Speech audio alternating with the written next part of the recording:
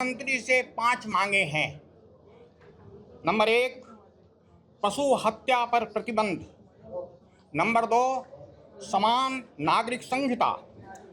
Number 3, आरक्षण का आधार आर्थिक।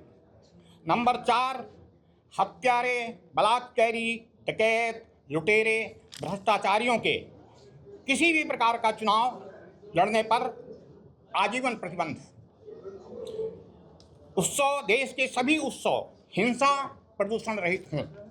ये नहीं, अगर मेरी मांग मानेंगे तो सेंसेक्स 15,000 पॉइंट नीचे चला जाएगा 1 साल के अंदर। ज्ञान का बल का दुरुपयोग करने वाले कोई जिंदा नहीं बचेंगे। वो देवराज इंद्र जैसे होंगे तब भी नहीं बचने वाले हैं। नहीं, किसी को भी फायदा अब नहीं मिलेगा। नहीं, अब अगर ये जारी है तो फायदा किसे हो रहा है? तो फिर तो सरकारें को हो रहा होगा, लेकिन अब नहीं हो पाएगा। लेकिन ये तो सदियों से चला आ रहा है, अब तक बंद नहीं हो रहा है। कितने संत महात्मा आए, बहुतों ने बंद कराने की देखिए, कोशिश की। कुछ चीजें ऐसी हैं, सरकार को नहीं, लगातार फायदा हो रहा है। वो ऐसा है कि इसके लिए एक चीज होती है, कभी कभी नारियल पर एक बार चोट मारते हैं तो नारियल नहीं टूटता है, 2-4 बार चोट देनी पड़ती है। इसके लिए आदरणीय करपात्री जी भी किए और पूज्य तरुण सागर जी ने भी बड़ी मेहनत की। तो अब होना है, इसे कोई टाल नहीं सकता। तो वही बोल रहे हैं कि हाँ, मतलब ये कभी रुकने वाली नहीं, गौ हत्याएं जो हो रही है नहीं, बिल्कुल रुकेंगे। और हत्यारे, बलात्कारी, डकैत, लुटेरे, बलात्कारियों के क्या बताएं, बेटियां बैठी हुई खड़ी हैं, जो इनकी दशा होगी ना, अपहरण करने वाले को कोई बचाव नहीं होगा। और जो लड़कियों के साथ बलात्कार होता है, लड़कियां मर जाती हैं, उसमें जितने बलात्कार करने वाले हैं सामूहिक, वो एक भी तड़फा के मारे जाएंगे। ऐसे नहीं कि खाली उनको फांसी के फंदे चढ़ा दिया, नहीं, पहले सालों के साल में 1,000 कोड़े पड़ेंगे। जो दशा होने वाली है करा उठेंगे। ये होने वाला, इसे कोई रोक नहीं सकता। और हमको आज कह के फिर तो हम 1 साल मिलेंगे भी नहीं आपसे। आज उसका समय कब होगा? काहे का? ये जो आप बोल रहे हो कि इतना कोड़े पड़ेंगे, ये सब होगा, उसका समय कितना? हाँ, महाराज जी, केवल 10 साल। नरेंद्र मोदी जी क्या फिर प्रधानमंत्री बनेंगे?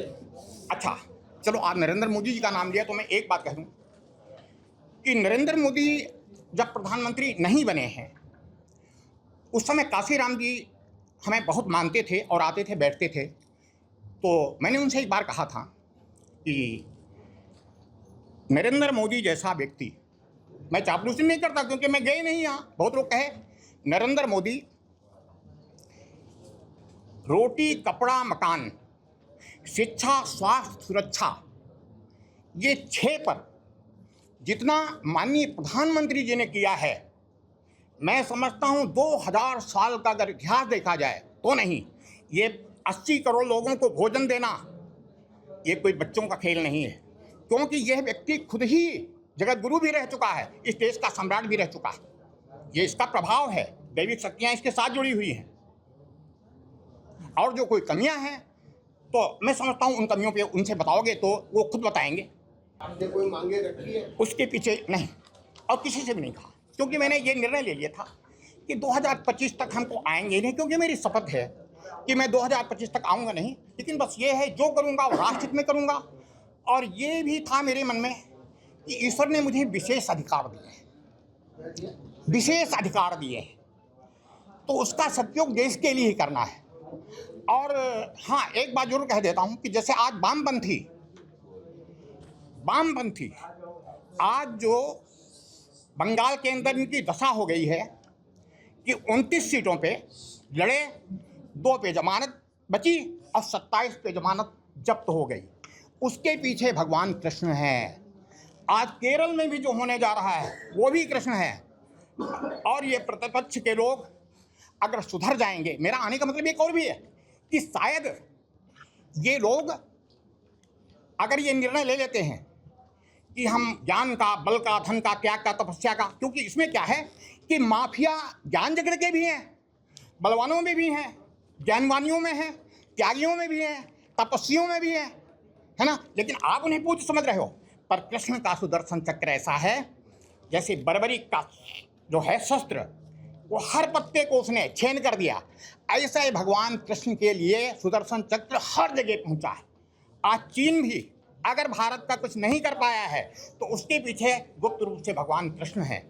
और ये अच्छी तरह से मान लीजिए कि जो देश के महाभारत के योद्धा लोग हैं वो आज सभी हैं। उस समय महाभारत के जो ऋषि लोग थे आज वो सभी हैं। वहाँ के वैज्ञानिक लोग आज सभी हैं इस समय।